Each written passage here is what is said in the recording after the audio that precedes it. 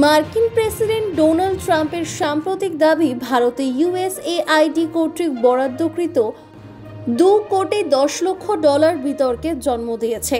Trump অভিযোগ করেছেন যে এই তহবিলগুলি ভারতের ভোটার সংখ্যা বাড়ানোর জন্য প্রধানমন্ত্রী নরেন্দ্র মোদীকে দেওয়া ঘুষ ছিল। তবে একটি তদন্ত প্রতিবেদনের দাবি করা হয়েছে যে এই অর্থ আসলে বাংলাদেশের জন্য বরাদ্দ করা হয়েছিল বলে জানা গিয়েছে, যা ভারতের জন্য নয়। তদুপরি ওয়াশিংটন পোস্ট দাবি করেছে যে ইউএসএআইডি ভারতে এই তহবিল বরাদ্দের কোনো রেকর্ড নেই। বিজেপি যারা পূর্বে কংগ্রেসের বিরুদ্ধে নির্বাচনে বিদেশি হস্তক্ষেপের অভিযোগ করেছিল, তারা এখন ট্রাম্পের মন্তব্য অস্বস্তিতে পড়েছে। কংগ্রেস নেতা পবন খেরা দাবি করেছেন যে মোদি অভিযোগগুলি স্পষ্ট করুন। অন্যদিকে বিজেপির অমিত মালব্য পাল্টা বলেছেন যে ট্রাম্পের বক্তব্য অসঙ্গত।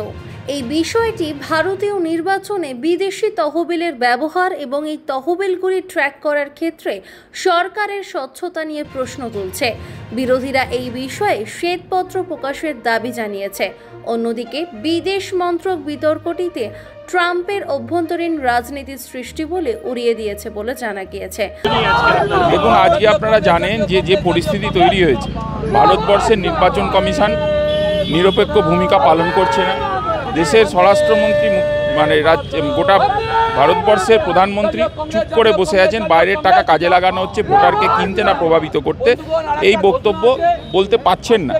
আমরা দেখতে পাচ্ছি একটা অদ্ভুত পরিস্থিতি তৈরি হয়েছে ভোটার কেনা বেচাকে কেন্দ্র করে। এটা লজ্জাজনক এবং এত বড় একটা গণতান্ত্রিক পরিমণ্ডলীতে এই কর্মপদ্ধতি প্রশ্নচিহ্নর মুখে ফেলে ভারত সরকারকে। তাই এই ভারত সরকার, মোদী সরকারকে জবাব দিতে হবে সাধারণ মানুষকে।